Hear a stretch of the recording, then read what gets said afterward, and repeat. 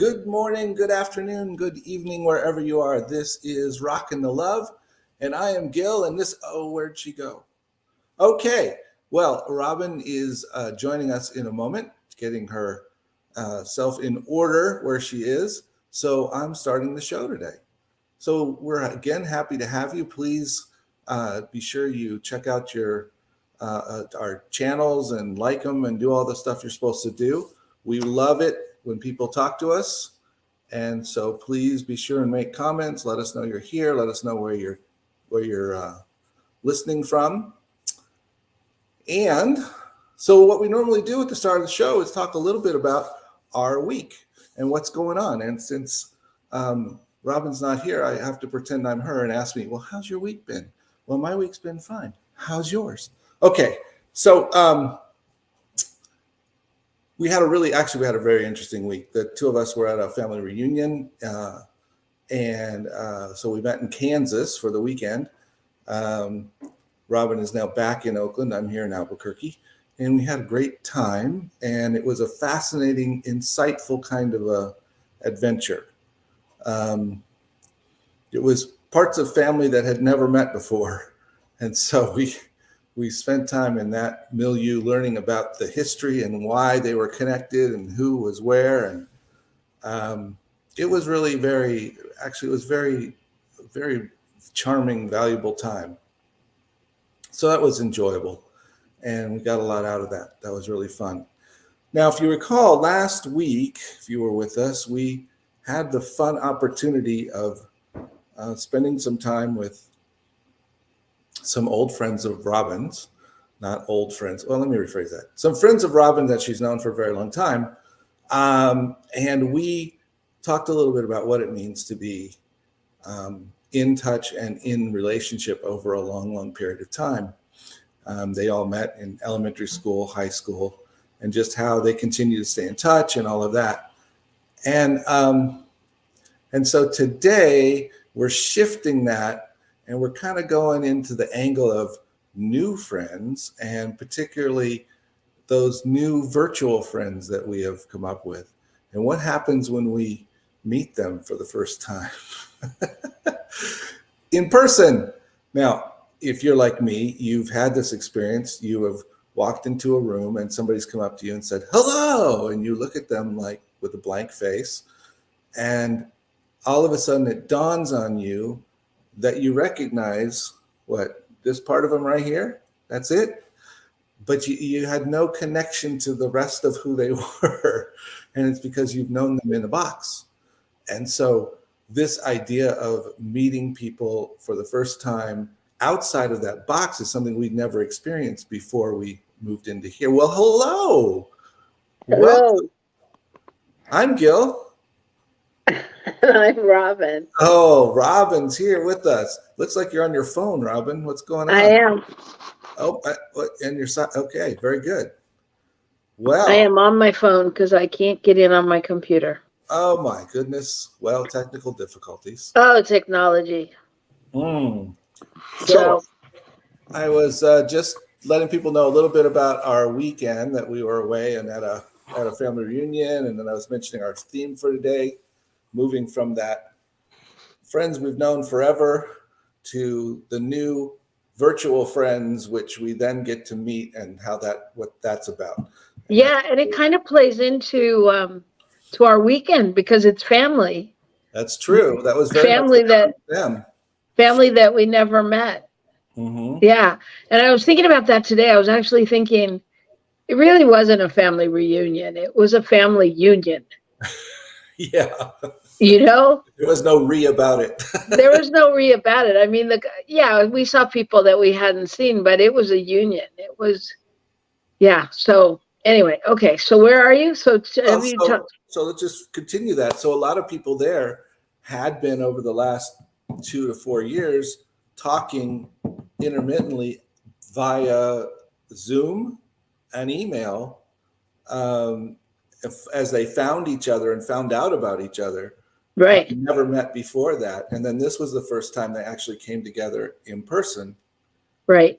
And spent some time together. So it was a very kind of interesting thing. I know you and I kind of joked about our cousin Maria, which we were excited to meet, but only because she had so much excitement over Zoom. So, Well, not only over Zoom, but like I told Gil, and I actually told my family in the end of the reunion that I was a little hesitant about coming because I'm not even sure I like some of the family that I have. So I wasn't really ready to take on new family.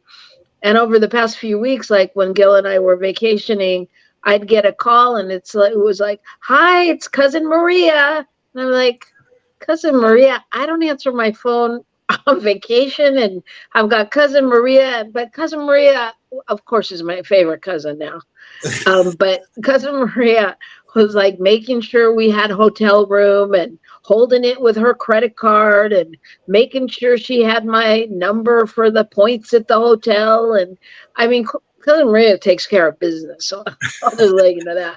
But I mean, as like having new family enter like that, it was so, I don't know. I felt like it was, I don't know. It was like jarring, to have somebody all of a sudden up in your business and with the title of family, you know, even though, even though it's, I know you know what I mean. I know that I'm in control of all of that and everything, but just trying to be, neighborly, and it well, was an interesting blend. And then getting there, I don't know. I don't think really you couldn't have really hoped for anything better, right? no, no. It was a really fun time. It was laid back and relaxed, and everybody seemed to get along just fine, and people were really seemed genuine and open about their the feelings about about the two families, and that they hadn't been met before, and all of this kind of stuff. Right. They And for kind of those of you that don't know, there the my family dynamic is very mixed. So I mean, there are people from all walks of life um, that we call family, from all different places. And so, what the basic thing was that the African American side of the family was doing the genealogy, and so they found the side of the family that thought they were white, and and enlightened them that we were the family, and pieces started coming together for them, because there's people that have disappeared, and like you couldn't get information from the parents because nobody wanted to talk about this one that was gone, and this one that moved and didn't, nobody knew where they were, because they passed as white, and so they were living this different life. Somebody changed their name, and I mean, there's a lot of family history and a lot of race stuff and a lot of stuff that shows up in America nowadays. But so it was really, I mean, it was just an interesting blend and an interesting combination, and pieces starting to make sense for people, and people looking at each other going, "Oh yeah, you look like me." Yeah, I get it. I mean, there was people there that I could have definitely passed for sisters with, and just, it was fascinating. it was, and all of this kind of is traced back, and I don't know how far before this, but it's definitely traced back to right around the time of Reconstruction in the United States, and slaves being freed and trying to figure out where they could go, where they could actually be somewhat free, and all of that kind of stuff. And then what people, like you mentioned, somebody passing for white, because of course you still had so much prejudice and stuff going on, that if you could be white, you had definite advantages, Right. so like you said, so some people just disconnected from the rest of the family because they didn't want people to have any suspicions and think that they were black. They didn't want to be black anymore, Yeah. and understandably so. Yeah. you know so it was fascinating. We were at the Yeah. cemetery, and a historic building, and and had all kinds of different points in the city, learned all about Lawrence, Kansas, and its history around slavery and its key in making Kansas a slave-free state and all of that kind of stuff. It was really interesting. Right. Yeah, it was. And hopefully we'll do more on this. Well, Yeah. we've talked about doing a show with them so y'all can meet them because of Maria. And but just talking about what it was like, there's just the discovery process and the process of coming together. And I mean, it is interesting to put pieces together. And we sat in a church that my great grandfather was a deacon in the Baptist church. When, Gil, how long ago? Like in the right around 1920s. Around the 1920s. Yeah. And it was just super interesting to be sitting in the same place. Like my ancestors had sat, like my grandmother, my father, things like that. And like where my father played as a kid. And I found out actually one of the stories that I tell about my father actually took place there in Kansas. And I didn't know that. Took place at the tannery, and it's just fascinating. Like, I don't know, putting together the pieces of who you are, that we're more than who we think we are. Oh, it sounds like a workshop. Uh-oh. Anyway, that's our story. That's our week. That was our weekend.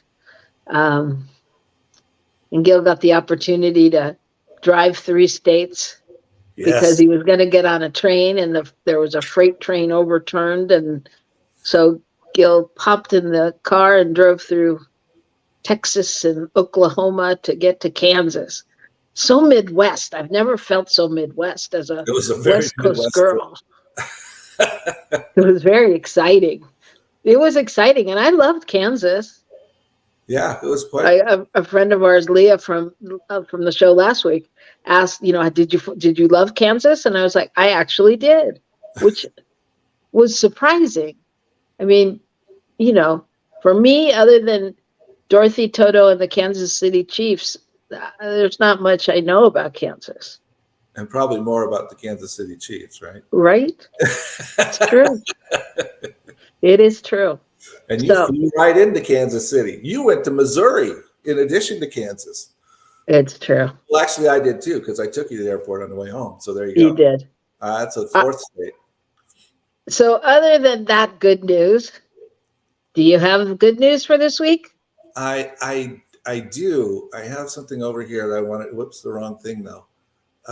Something I wanted to share. Where did it go? Okay. How about if, let's see. I'm sorry. I had something and I got so caught up in what we're talking about, I can't remember. Is that my good news up there? That's your good news, but I didn't mean to be putting it up there yet. Is it up on the screen? It was. Okay. We could put it up on the main screen and we could do your good news first. You want to do that? Sure. You want to introduce it before we've started playing it? I'm going to introduce it from memory since I'm not on my computer. And just tell you, this was just miraculous to me. This is about, I don't want to introduce it. Just want to play it? Well, it's about the puffer fish and the way the puffer fish creates mandalas in the ocean. Okay. All right. Let's play it. Unfortunately, this small Japanese pufferfish is dull, almost to the point of invisibility. But to compensate, he is probably nature's greatest artist. To grab a female's attention, he creates something that almost defies belief.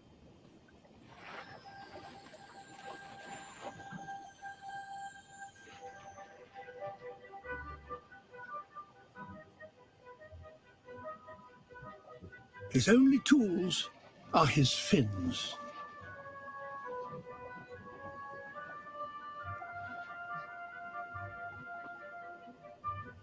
In his head, a plan of mathematical perfection.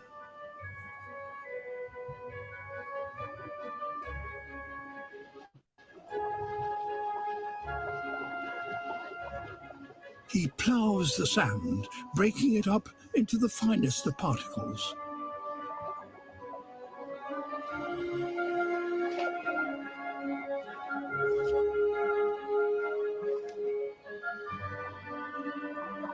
These shells aren't just rubbish to be removed. He uses them to decorate the bridges of his construction.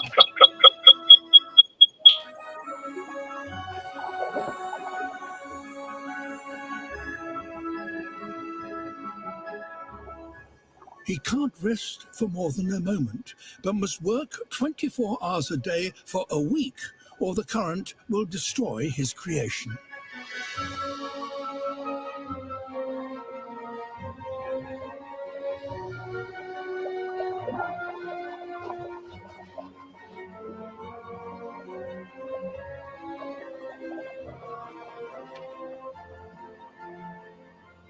A final tidy up, and his masterpiece is complete.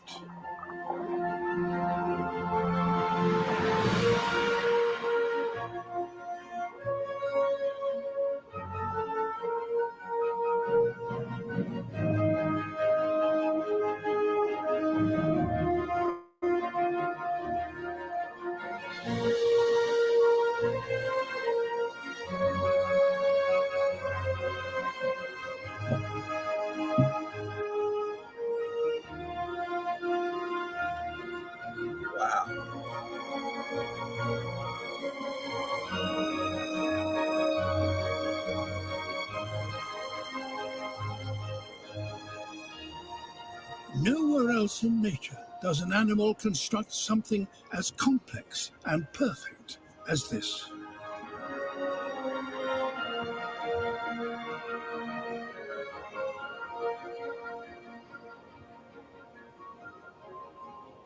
If this doesn't get him noticed, nothing will. Wow. Right? That's craziness. That's craziness, isn't it? It was so beautiful. And it spoke onto me on so many levels about oneness, about, just all of it. But I mean, right?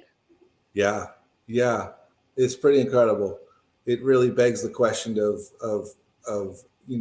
our belief in our own superiority, if you will. There's so many things you could talk about from that one clip, but at first I was like, what's the big deal? He makes a circle, he makes a few lines, and then I was like, oh my God, it was a masterpiece, and then he knows when he's done. Yeah, and it took a week. I mean, it's not like, it kind of reminds me of the monks with the Dalai Lama that do the mandalas and then do all the work and create the sand and then let it go. And he has to do the same thing because it's going to go. Right. Currents. It's same. And it's interesting that it even stays there for a week. Yeah, exactly. But I mean, just the fact that that fish is creating the same thing the monks create, or a human would create. Yep. I mean, it really speaks to the one mind, right? Yeah. So I just wanted to acknowledge Kevin, who's with us today. Welcome, Kevin. Hi, Kevin. Thanks for joining us. And I found my good news. I was going to share it with you all. So for all of the Star Wars fans out there, they've discovered yet the fifth solar system that includes two suns. And the fascinating thing about that is that the planet in the first Star Wars, where Luke Skywalker grew up, is rotating around two suns. It's a solar system with two suns. It wasn't until 30 years later that the first one of those was discovered. And now they've found up to 5 of them. But I thought that was just kind of fun and fascinating. So is that like life imitating art or Yeah, something? exactly. Yeah, so maybe there weren't any like that. Maybe actually because the movie was made, that one was created. Ooh.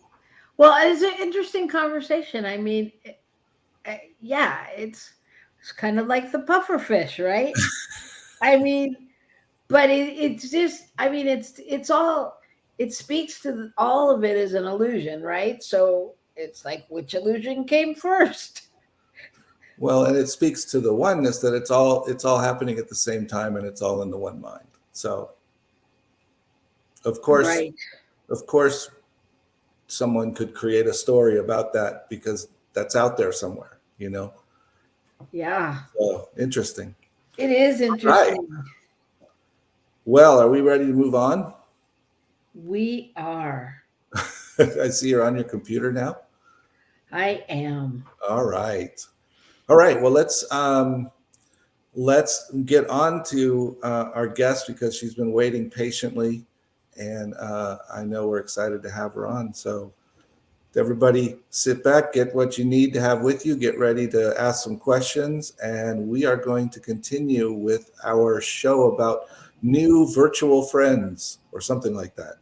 So, stay tuned on New Thought Media Network.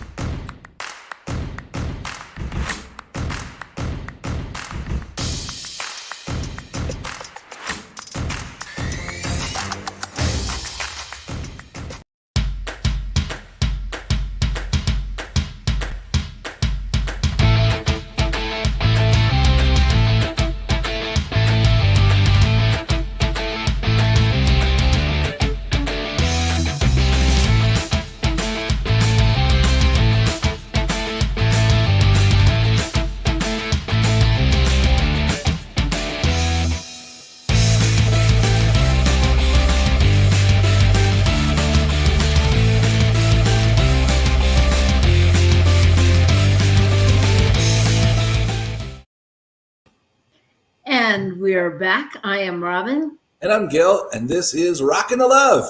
Rockin the Love. That's So tell us what we're doing, Robyn.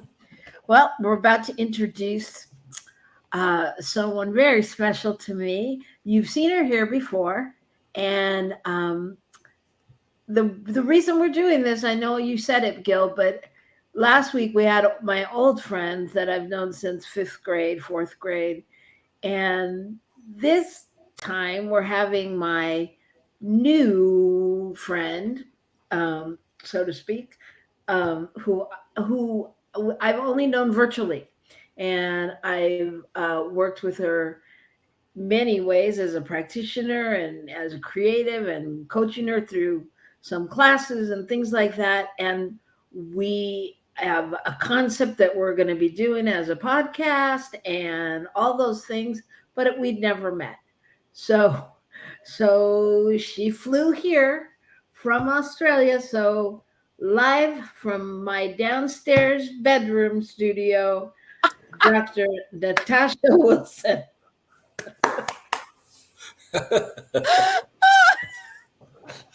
Oh God, life is funny, right? So That's for sure. we decided this was a good topic to talk about because so many of us have made virtual friends. I mean, the pandemic really was a place to get to know people, but in a whole different way. And it's so weird because you know them, but you don't know them. Let me just clarify how weird that is, because Natasha arrived while you and I were together in Kansas, and our sister picked her up, and she was staying at your house in Oakland when you weren't there, and you haven't met her yet in person. I Right. just think that was such a comical kind of line. Not even more than that. I went and slept in her bed because I thought that's where I was supposed to sleep.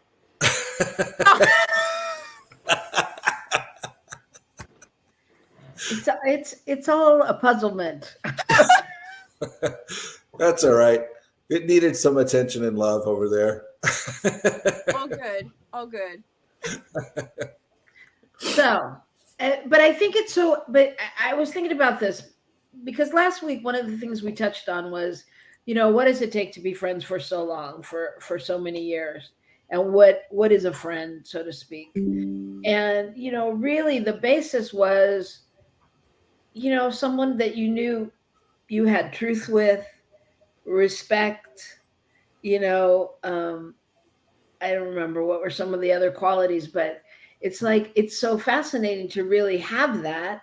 I mean, so much so that we decided to be business partners, and jump into a whole relationship, and without really even connecting live.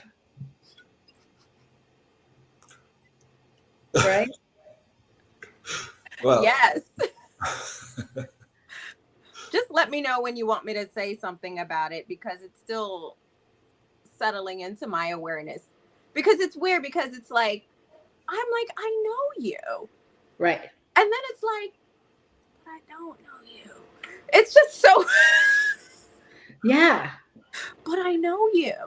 Right. And it's like, I know intimate things about you, but I Do don't you? know you. Yes, you do. Yeah, it's fascinating. And like you said the other day, I've been through several relationships and kids and all these different things, and yet not really, but really. No, really. Really, yeah, really. And I guess maybe that's the big takeaway for today, is that virtual is the new really. I mean, it's like, we are connected. Yeah, we are. We are. So, well, so let me just tell you a little bit about Natasha. Natasha is one who really appreciates and adores education. And That's nice. That's a nice way to put it. and she has many degrees and now has her doctorate. But one of her degrees is in anthropological studies. oh wow. So, as an anthropologist, what's your view? Put on your anthropology hat, please. She's also a therapist and many things. She will be a practitioner at some point. One day. And and she's a minister, even though there's no technical phrase for it. I mean, framework for it. So, but really, what do you think about all this virtual shenanigans? Yeah, I actually don't think it's shenanigans. I think it's directly in alignment. And so first of all, my PhD is in anthropology, so I feel like it's the main hat that I wear, that I simultaneously wear with the therapy hat. I think they go together. I think it's really hard to be a therapist if you don't understand the role of culture in people's lives. But I really think this virtual thing is really this greater expression that of our longing to be connected. So you're over there now. So I'm looking there now. This whole camera thing is throwing me off, but I really truly think that it is a sort of metaphysical expression of our desire to be connected to each other, and that connection is is not dependent on time and space. And so the technology follows that longing, I think, in the human condition. That's just what I think. And then one day the human longing gets so strong because you're working on a project with someone. You're like, you know what? No, I'm getting a flight. We're gonna be together in the 3D world and work on this thing. So, because the technology serves the desires of our heart ultimately. Yeah, I mean, I just think it's so fascinating, like how many people, I mean, we're not having a unique experience, I mean, people fell in love on Zoom, there's all kinds of relationships that blossomed from that. Absolutely. Absolutely. Like my current husband, that was a whole online thing that started. It was started online. And now with my schedule, I feel like it's still online.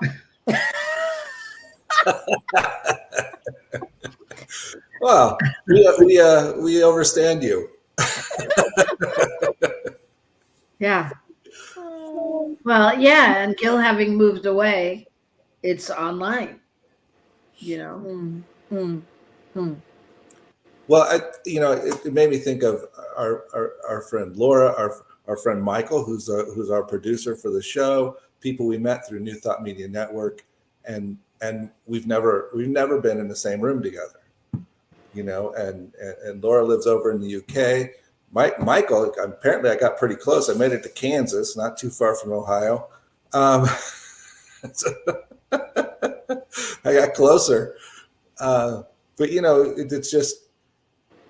it's opened up the space for us to be in relationship with more people, to find our tribe outside of our physical space, if you will.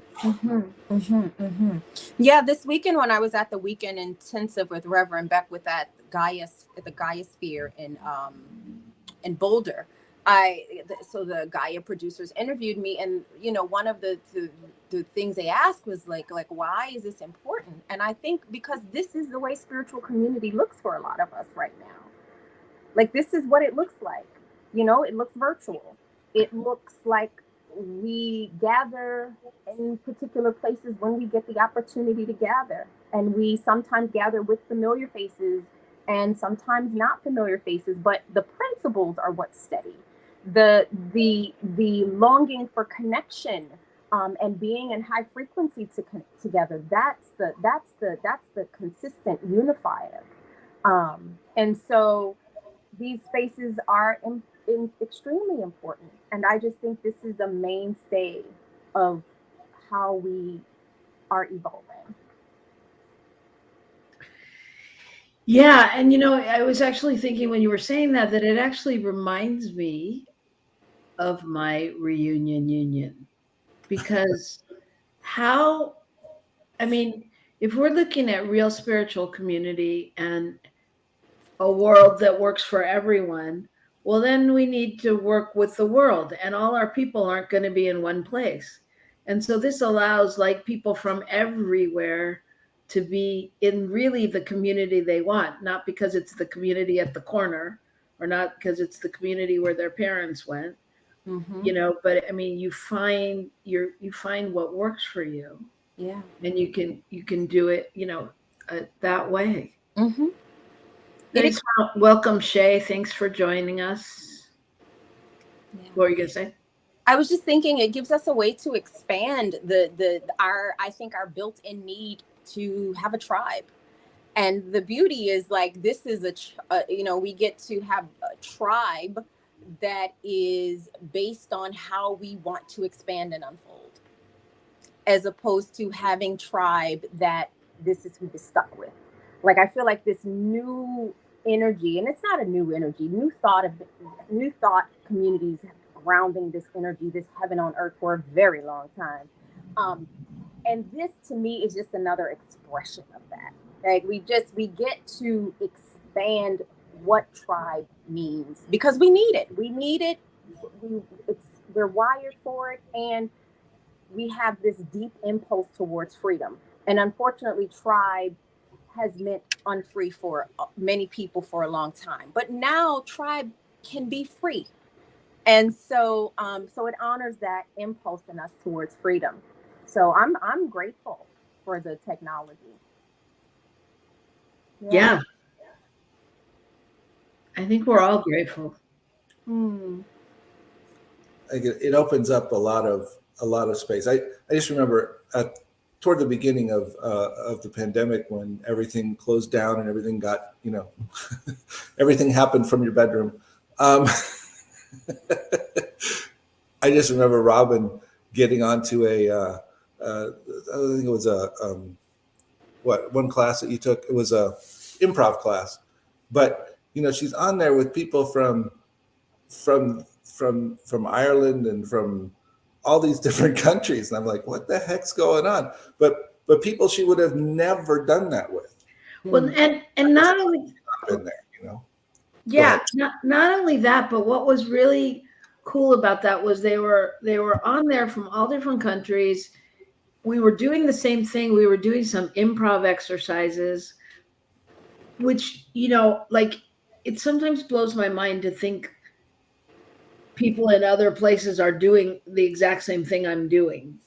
I don't think about it like that. But the other thing was that, like, people were talking about the same experience at that time. So, a guy in Scotland was like, "Oh yeah, I had to just walk my dog around my backyard because I can't go out." And people were talking about what they were doing, and it was such a common unifier. Yeah. Yeah, Shay said, divine right use of technology. Absolutely love it. Yeah, it's true. I mean, when it's good, it's good. That's right. Yeah. Yeah. And I can tell you that there are some questionable things on the internet, however. Of course. Yeah, we can't we're human. Yeah. So that's all the wonderful parts of being human, and the, as Dr. Marshall would say, less than wonderful parts of being human. Yeah. Right. The technology follows our consciousness. So, yeah. So our friend Rev Kevin has a question. Dr. Natasha, given ubiquity of connectivity with and through technology, how do you envision amplifying or intensifying the human community and social experience? That's a big question. But it's got a short answer. Okay, well, Robyn, you answer it shortly because I have a long answer. Okay, I'll answer it shortly, and that's through girls behaving metaphysically. Hey. Okay. Go ahead. Hey. Just so everyone knows, that's the show that Natasha and I will be doing on Thursday nights, 7 p.m. Central Time, sometime in the future. We have no launch date yet. We're hoping for August. Okay, go ahead. Yeah. Shameless plug. What's the question again? Honestly, what's the question? Given ubiquity of connectivity with and through technology, how do you envision amplifying, intensifying the human community and social experience? So I guess so for me, envision amplifying, and the other one was amplifying, and what was it? Intensifying?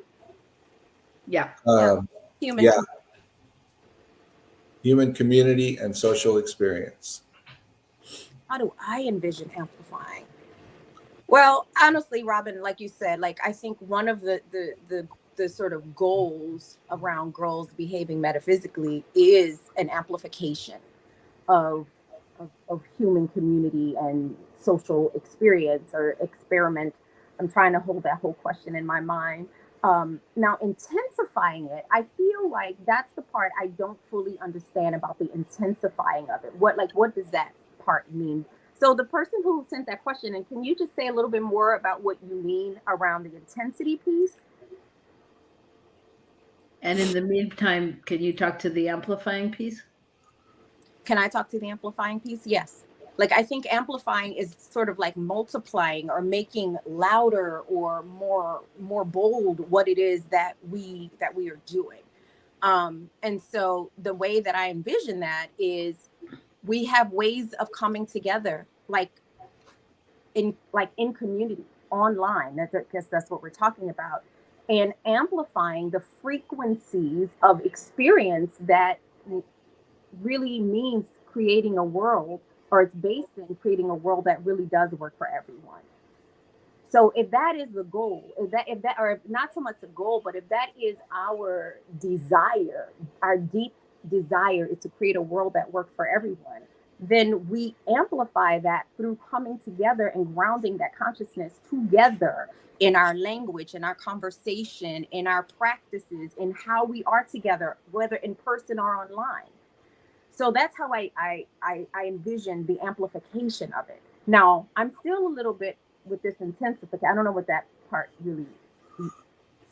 Well, we'll see. We'll see if he pops in with the thought around that. No worries. But I'm thinking, I was thinking about the whole connectivity through technology, and I know I've mentioned this several times on here, but having done actually the Tony Robbins thing, where literally you had this ability to have total connection with someone virtually and to witness conversations just as you would in a room of people.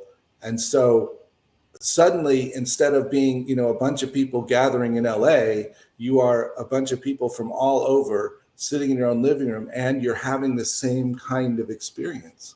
I just find that fascinating, and how much that ups our opportunities. I think,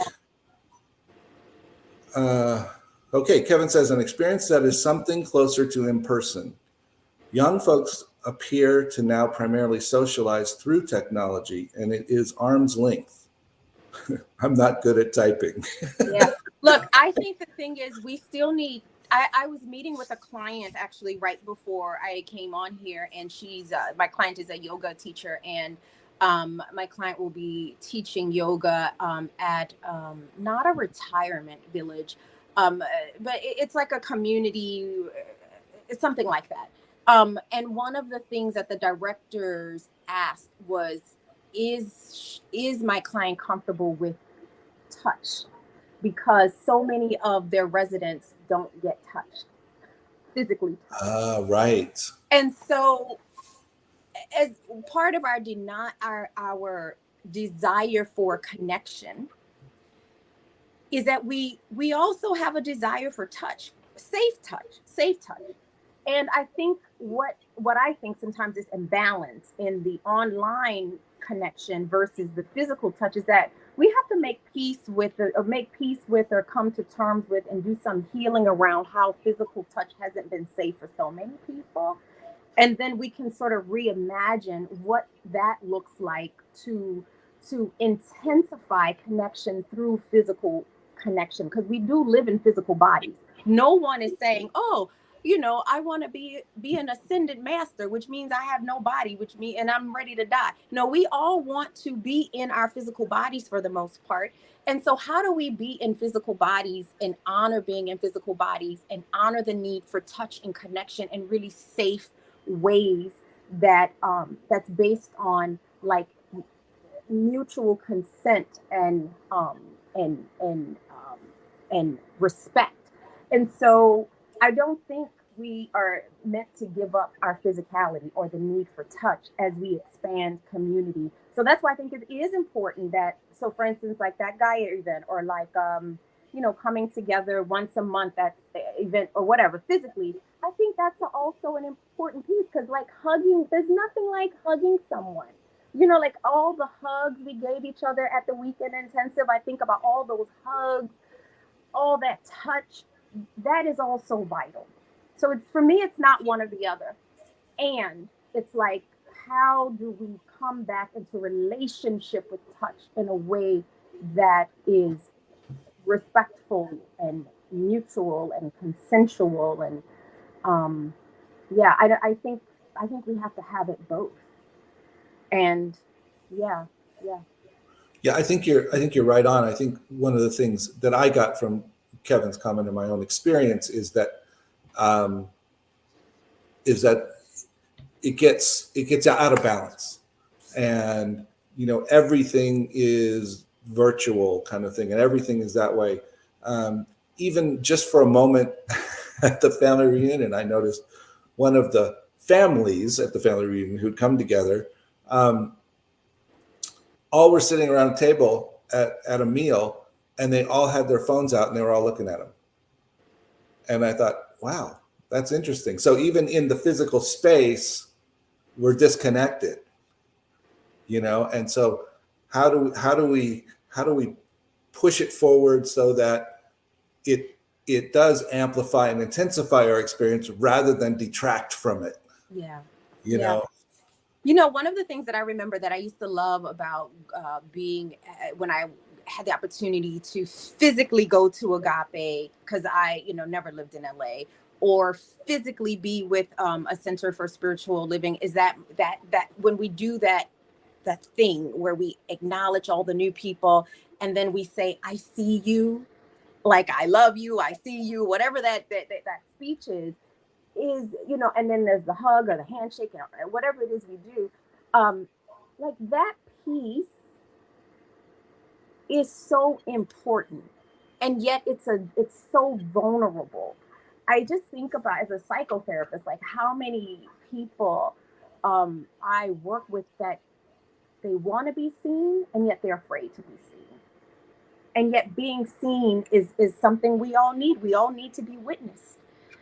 And so it's easy to come together and then get behind the screen, because I don't have to be present. I don't have to really be vulnerable with you. I don't have to really let you see me, even though somewhere in me longs for that. Robyn, that was a good lesson I learned with you. You're like, I don't know if I can say this because it was my practitioner session. Like, it was my shit, right? So, like, oh, can I say that? I'm so sorry. I don't know if I said a swear word. I did say a swear word. I'm sorry. You're okay. It's okay. We won't tell. But I just remember working through one of my sort of healing layers with you, and you had to call me cornflake. And it was connected to an old wound that I had, being in a group of just being in groups with women and girls, and a part of me would shut down and disappear, and whatever I did, or do whatever I did. And just so people understand, I didn't just call you cornflake. No. I want them to understand that it was one of those situations where Natasha felt left out of a situation. Yes. And I was like, oh, my little cornflake, my little honey boo boo, blah, blah, blah, blah. I had to give her some nicknames and some love in a different way to make, just that feeling come across. Mm-hmm. So just so you know, Shay has something to say, and I am leaving. So I'm leaving you two together to close out. Okay. All right. Wow. Okay. All right. So we will see you all next week. I mean, I'm not signing off for them. I will see you next week and continue this conversation because I love it. It's great. And I'll see you in a minute. Bye. Okay. Bye. All right. So let me just share with you, Natasha, what Shay said, that I actually met a friend at Agape International Spiritual Center online, and she visited after seeing Rev Michael in Boulder, and we did get to hug in person. It's an infinite possibility using technology. So you set up that beginning, and then when the opportunity arises, something else can happen. Yeah. But I wanted to, oops. There we go. I wanted to share what Kevin said. He has another question. How is a bridge built from technology to safe, fulfilling in-person interaction? This prevalence of a substitution for in-person is unprecedented in humanity. Well, that's true. Yeah, it is unprecedented. We never had any of this. We never could do this. I mean, and that happens with all technology, really. I mean, part of the reunion was that this person was freed as a slave in North Carolina and walked to Kansas. The ability for me to jump in my car and drive from here to Kansas for the weekend never happened before. So that changed all the things that we do. And that's sort of like every piece of technology does that. It changes our interactions. It does.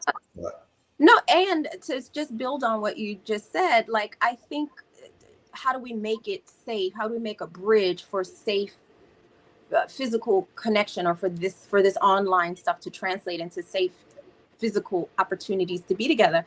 I really think making it a priority, keeping it on the table, like naming it as a need, naming it as something that's really important. Like for me, being with Robyn physically was really important to me. Like really, I flew from Australia. It matters to me, right? Like also, I mean, I'm also teaching at a dance festival next week for, speaking of enslavement, so it's at the Juneteenth dance festival. So celebrating the day that enslaved people learned that they were actually emancipated. And so there's a beautiful dance festival that I'm going to teach at that's celebrating that. Where is that, by the way? New Orleans. In New Orleans, okay. My hometown. Oh, okay. Yeah. So, so it was, so I'm connected with those folks. We stay connected online. We dance, we share video, we do, and it's also important that we get together, and we bring people together. People are coming in from all over the world for this dance festival. So that's really important. We have to make that piece a priority. Yeah, absolutely. Absolutely. That's as a minister with a congregation now, I have this whole sort of, thing around how do we create virtual community that truly acknowledges and invites people into the community. Yeah. And so that's a thing that's up. I mean, I'm just sharing it from me, but it's coming from everyone who has some kind of a group that they're trying to share out. But you have to remember, well, how do we can't just share out what we're all doing in the room, because that doesn't include everybody. Yeah. No, we make it a priority. We name it.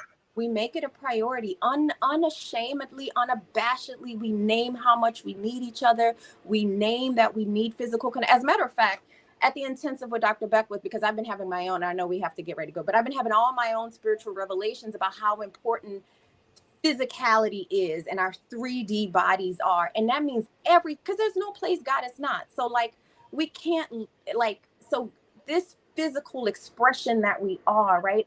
We have our bodies in the mind and hearts of God. It's in our field of consciousness. And so it needs love and attention. So it needs connection. And so we make that a priority as much as anything else, and we name it. We name it. So I'm a hugger. So there's only so much I'm going to be able to do online. I mean, I'm going to do as much as I can. And at some point I'm getting on a plane because I need to touch you. I need to, in a safe, consensual way, right? Like, okay. Wouldn't expect anything less. However, I've not been in the same room with you yet, so I don't know.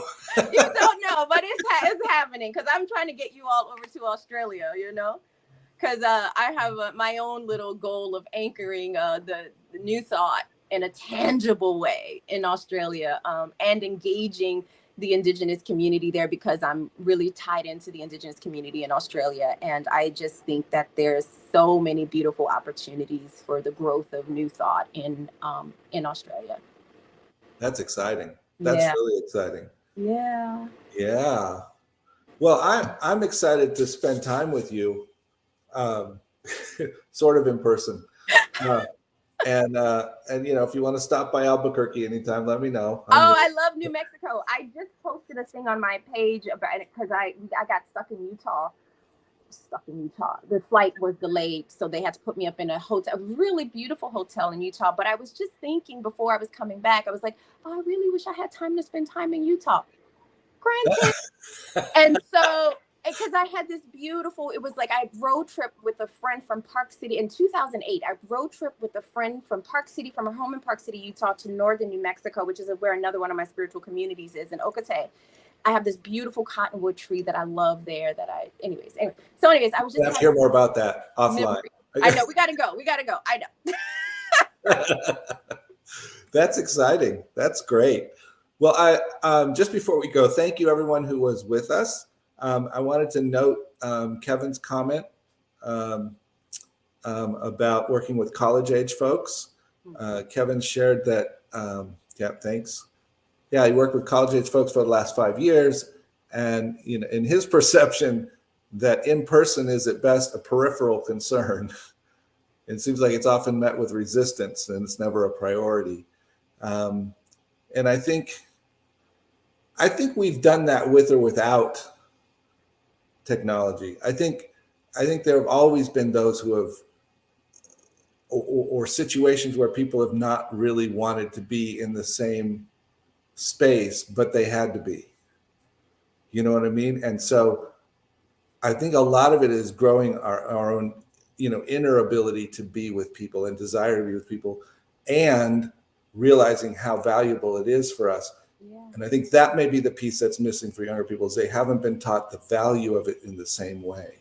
And they haven't been taught how to work through the emotional activations that are going to happen when you are physically in space with other people. And that's what Robyn had to work with me on. And that was the cornflake moment, because I was feeling left out. When I'm behind a computer screen, I really don't have to worry about feeling left out. Right. Yeah. Right. And so what I need to know are, what are the skills to work through feeling left out? Yep. Hmm. Yep. There you go. There you go. I think we said it. Thank you, Natasha, so much for being with us. I know everyone enjoyed hearing you, and thank you, Robyn, for being with us when you could be. I realize it's tough. It's just our show. But we're going to be back next week with Rockin the Love at the same time, and we look forward to being with everyone. And once again, thank you so much, Dr. Natasha. And everybody, go and be and know that you are loved right where you are. Amen.